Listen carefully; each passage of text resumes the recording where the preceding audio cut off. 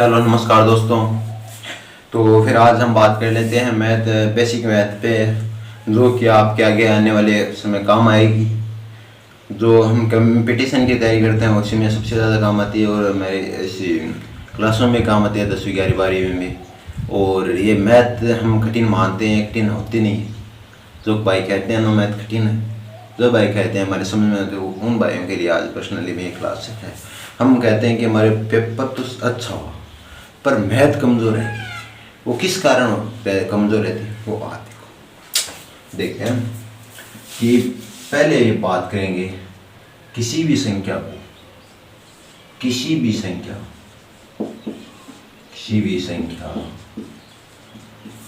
को शून्य से गुणा करने पर शून्य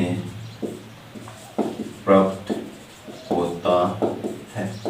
किसी भी संख्या को 0 से गुणा करने पे हमें 0 ही प्राप्त है। 9 को 0 से गुणा किया 0 आ गया। इसी प्रकार 20 को गुणा किया 0 से और 0 प्राप्त हुआ। और 210 20 39 को गुणा किया 0 से 0 प्राप्त हुआ। अब देखो 0 को किसी संख्या से गुणा करने, अब एक शून्य, अब दूसरा पॉइंट है शून्य को किसी संख्या से गुणा करने पे 0 प्राप्त होता है। वो देखो किसी प्रकार से 0 को किसी 9 से गुणा करने पे हमारे 0 प्राप्त हुआ। और 0 किसी 10 से गुणा किया 0 आया। और 0 से किसी, अब देखो एक मिनट, एक चीज़ और बता दो यहाँ पे, ये 2 गुणा 2 गुणा 4 गुणा 6 गुणा 10 गुणा 0 बराबर कितने आएंगे पता है आपको? कितनी भी संख्या, कितनी भी लंबी संख्या, लास्ट में जाके 0 लग जाता है ना, सारा काम घुमा देता है। ये देखो ये कितनी, 1 2 3 4 5 लंबी संख्या थी, लेकिन लास्ट में 0 आ गया, वो गुणा हो गया। एक केवल 0 गुणा हो गया, इससे सारा काम ही काट दिया और हमारा रिजल्ट बन के तैयार होगा 0। ऐसे इसी प्रकार से हम आगे देखते हैं।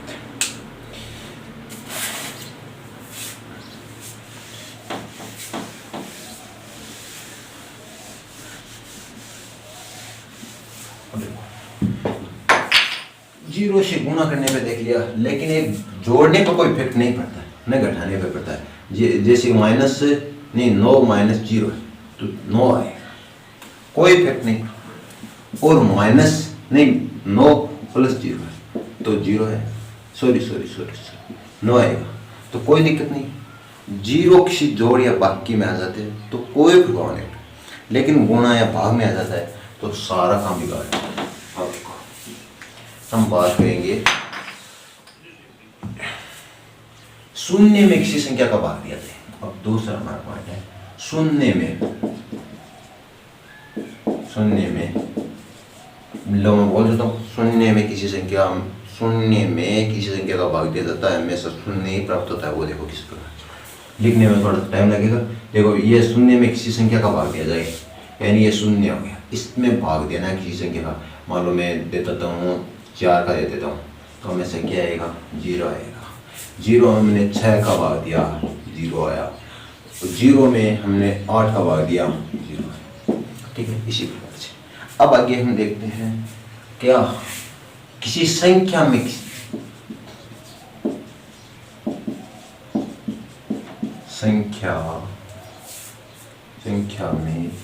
शून्य का भाग दिया जाए, शून्य का भाग दिया जाए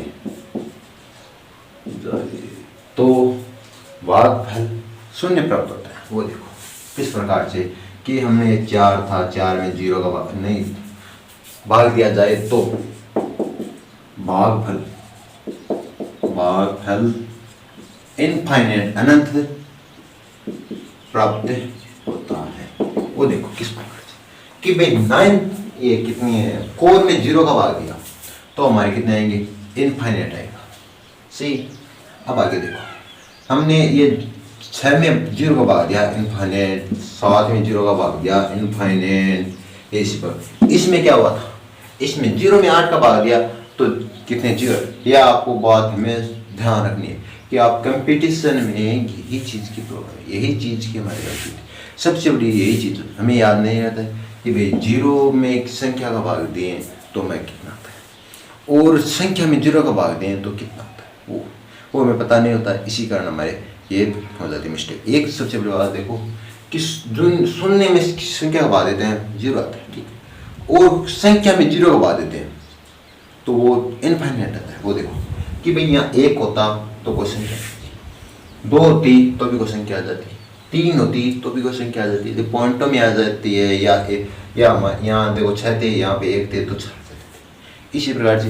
लेकिन यहाँ 0 होने पे क्या आता है, इनफाइनाइट आता है। तो आगे देते ध्यान देते। अब बात करेंगे हम जोड़बाकी,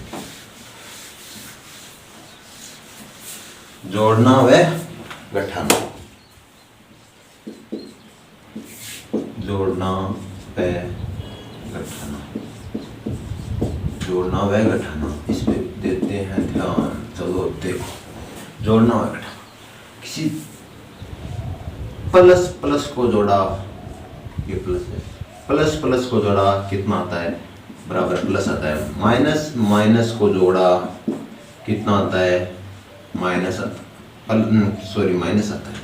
और प्लस प्लस, और ये संख्या प्लस की है और इनको जोड़ना है माइनस से तो कितना आएगा, माइनस आएगा। यहाँ पे माइनस है और यहाँ प्लस को से जोड़ना है इनको यहाँ प्लस से तो कितना आएगा, माइनस आएगा। इन पे सभी पे मैं एक एग्जांपल देता हूँ कि यहाँ देखो ये संख्या 2 प्लस 2 थी तो हमारी संख्या बन के आ गई 4, और यहाँ पे देखो माइनस के 2 प्लस माइनस के 2 तो हमारी ये कितने आएंगे, माइनस के 4। ये देखो प्लस के 2 और जोड़ना है इनको -2 से, क्या आएगा, 0 आएगा। और ये देखो माइनस के 2 और प्लस के 2, ये हमारे कितने आएंगे, ये हमारे 0 आएगा। क्या आपको ये पता होना चाहिए, ये माइनस के और ये दोनों इक्वल संख्या है और इनका साइन चेंज है तो साइन चेंज होने पर दोनों संख्या घट सकती है।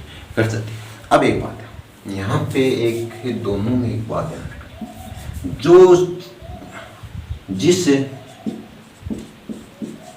चिन्ह की संख्या बड़ी है वही बड़ी तो लिख देना, वही संख्या आ जाती है और वही चिन्ह लग जाता है। ये बात है, जिस चिन्ह की संख्या बड़ी है वही संख्या आ जाती है और वही चिन्ह लग जाता है। अब देखो इस एक माइनस के 4 प्लस के 2 इनको जोड़ो तो माइनस के 2। अब मैंने क्या कहा, जिस संख्या बड़ी है वो जो संख्या बड़ी है और उसका जो चिन्ह है वही आ जाता है और जो संख्या बड़ी है वो आती है। दोबारा देखो कि कोई संख्या है -10 और इनको जोड़ना है 2 से तो कितना आएगा, -8। ये बड़ी है तो इसका चिन्ह सबसे ये बड़ी है, इसका चिन्ह है। यहाँ 10 प्लस के होते और माइनस के 2 होते तो चिन्ह किसका आता, 10 के आता, 10 के आगे चिन्ह है वो आता। अब देखो ये आपके समझ में आ गया होगा। अब आगे हम ध्यान देते हैं, जोड़ बाकी हो गई। अब हम गुणा पे ध्यान देते हैं। गुणा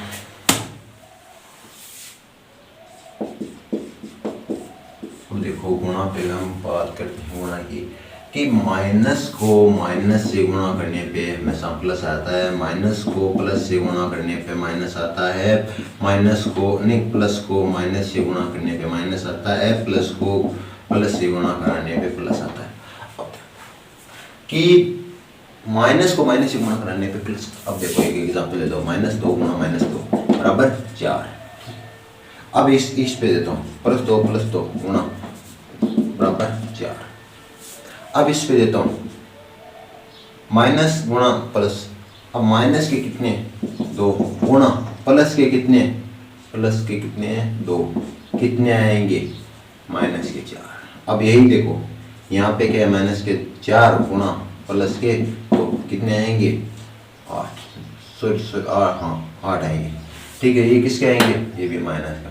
अब यहाँ एक नियम रखना, एक नोट लिख लो, एक नोट लिखता हूँ मैं आपको एक नोट है कि अगर नेगेटिव की संख्या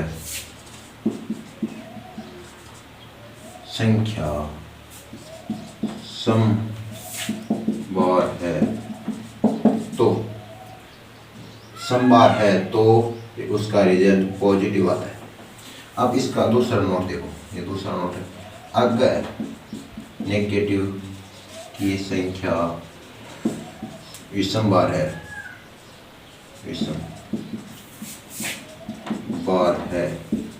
तो उसका रिजल्ट क्या बन के आएगा, नेगेटिव आएगा। अब देखो आगे एक आपको इसका एक एग्जांपल दे देता हूँ, आपको एग्जांपल देखो कि -2 गुणा -2 गुणा -2 गुणा -2 ये क्या आएंगे। ये देखो पहले सबसे बड़ी बात हमारी ये है कि इनके चिन्ह गिनो, नहीं इनके संख्या गिनो, 1 2 3 4। वो कौन सी गिननी है, जो माइनस के चिन्ह है उनकी गिननी है, प्लस की तो बात ही नहीं है, माइनस की गिननी। माइनस के कितने 1 2 3 4 है तो हमें पता है ये सम है, सम होने पे ये प्लस आ जाता है, प्लस। अब इनको गुणा करो, 2 को 2 से किया 4, 4 को 2 से करो ये 8, 8 को 2 से करो ये हो गए 16, यहाँ पे लिखो 16, प्लस के आगे 16। ऐसे समझ। अब देखो आप देखो -2 गुणा -2 गुणा -2। अब देखो ये संख्या गिननी है इसमें माइनस की 1 2 3 है, 3 हमेशा विषम होती है। सबसे पहले हम पहला काम है माइनस का चिन्ह लगाओ, फिर इनको गुणा करके 2 4, 4 को 2 से गया 8, ये किस गए माइनस के 8, ये माइनस की, इसमें क्या है विषम संख्या। अब देखो एक और -2 गुणा 3 गुणा -2। अब इनको आप गुणा, पहले आप माइनस के चिन्ह देखो, मैंने कहा था माइनस के कितने हैं 2 हमेशा कितने होते हैं, हमेशा कितने सम होते हैं, सम होने पे हमें पॉजिटिव आता है, पॉजिटिव को। अब इनको 2 से गुणा किया 4 को गुणा करो 3 से, हमेशा कितना आएगा 12 आएगा, वो किसका आएगा पॉजिटिव। ऐसे अब आगे बात करते हैं, बात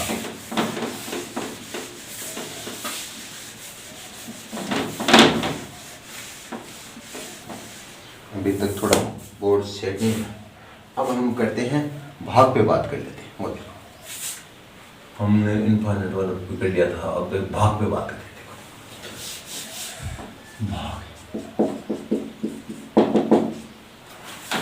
भाग वाले में क्या है, सबसे बड़ी एक चीज देखनी, ऊपर वाला अंश होता है, नीचे वाला हर होता है, हर नीचे का हर होता है, ऊपर का अंश होता है, अंश बटा हर बोला जाता है।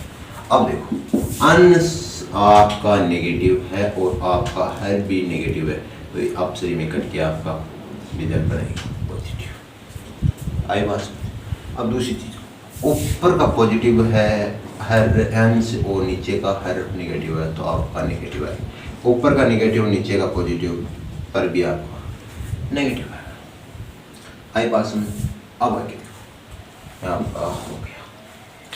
अब आगे हम बात करते हैं इनके एग्जाम्पलों की, कि भाई -2 बट्टे -4, माइनस से माइनस कैंसिल और ये 1/2। ठीक है, अब बात करते हैं -4/2। अब कितना आएगा 2 -2 और एक बात और करते हैं हम, 4/-2 पर भी कितने आएंगे 2 -2 आए समझ में। और दोनों प्लस की हो जाती तो। अब एक बात कि घात भाग्य हो गए, अब घातांक की बात करते हैं।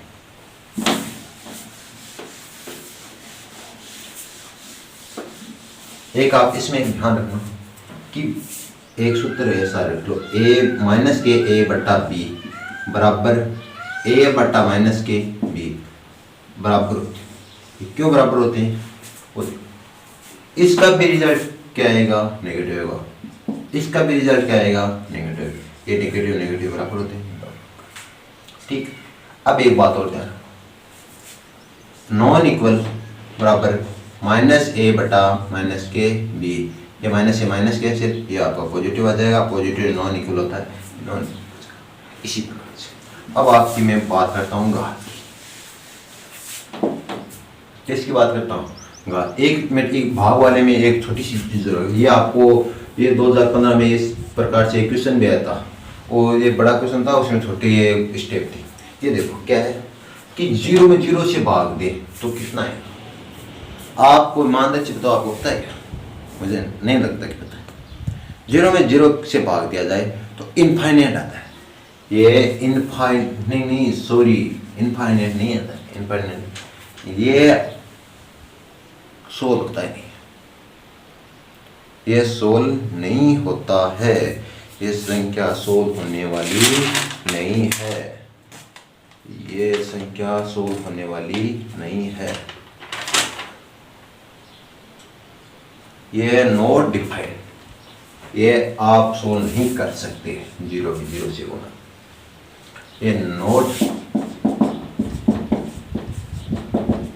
डिफाइंड, ये आप सोल्व नहीं कर सकते। अब हम बात करते हैं किस पे, वो देखो हम घात पे बात करें, घात पे। अब ये सबसे बड़ी, ये सबसे मोस्ट है, ये सबसे मोस्ट है, ये सबसे मोस्ट है, सबसे मोस्ट इस प्रकार से क्वेश्चन आते हैं, और इसमें सबसे परेशान हो जाते हैं। आपको एक बताता हूँ कि एक सूत्र है इसमें, वो देखो सूत्र देखना पड़ेगा, और सूत्र क्या है कि क्वेश्चन क्या है कि ये n है, n का मतलब नंबर है, नंबर का संख्या, इस नंबर की घात 0 है तो आपका रिजल्ट बन के आएगा 1, ये आपका सूत्र है। ये देखो, अब देखो ये 9 की घात 0 बराबर 1, 21 की घात 0 बराबर 1, 22 की घात 0 बराबर 1, किसी भी नंबर को ले लेना और घात उसकी 0 आए तो हमेशा उसका 1 होगा। अब एक बात ये और है, आप ये इसको अब एक डिग्री हो जाती, जैसे कि 9 की डिग्री, तो आप ऐसा सोचो यार ये तो डिग्री है, अब इस डिग्री को ध्यान में रखो, ऐसे रखो, ये शून्य बराबर 1 रखो, वो गलती हो सकती है। एक क्वेश्चन देता हूँ इसमें, एक एग्जाम्पल देखो, 20 गुणा 10 की घात 0 बराबर कितने आएंगे, वो देखो। आप बता सकते हैं क्या? बता सकते, वो देखो किस प्रकार से हम सोचेंगे। 20 गुणा घात वाले देखो, घात 0 1 बराबर 20 आ गए। इसी प्रकार से आप कोई भी नंबर के ऊपर घात 0 तो हमेशा आप कितने मानोगे, 1। आए समझ में? इस प्रकार से क्वेश्चंस होंगे। अब देखो हमारी ये क्लास पूरी होती हुई, अब हम कल बात करने वाले हैं सम और विषम इन पे, और ये मेरी 10 दिन तक ये क्लासें चलेंगी। ये बेसिक सारा कौन करना, जो भाई कहते हैं हमारी मैथ कमजोर है, जो कहते हैं कि मैथ समझ में नहीं आती, जो कहते हैं कि मैंने 10th पास कर ली है, मैं अब मैथ नहीं लूँगा, मैं तो बायोलॉजी लूँगा, मैथ सेट रखिए। आपको मैथ सेट रखना नहीं, आपको मैथ मैं कौन कराऊँगा। 10 दिन है, ज़्यादा नहीं है, ये कितनी 15-20 मिनट की क्लासें होंगी, एक क्लास, और ये 10 दिन तक चलेगी। फिर मैं 11th-12th का और एयरफोर्स की तैयारी कराऊँगा मैथ की, ठीक है। तो आप ये क्लास पूरी देख लिए तो आपने वीडियो को लाइक कर दें, पसंद आया होगा, और तो चैनल सब्सक्राइब नहीं किया सब्सक्राइब करें। मैं ये चैनल ऐसा है कि इस पर सारा बेसिक कराऊंगा, और 11th और 12th की तैयारी कराऊंगा, और इस नौकरियों की तैयारी कराऊंगा। जो भी किसी कंपटीशन में मैथ आती है वो कंपटीशन की मैथ की तैयारी कराऊंगा, ठीक है। Thank you.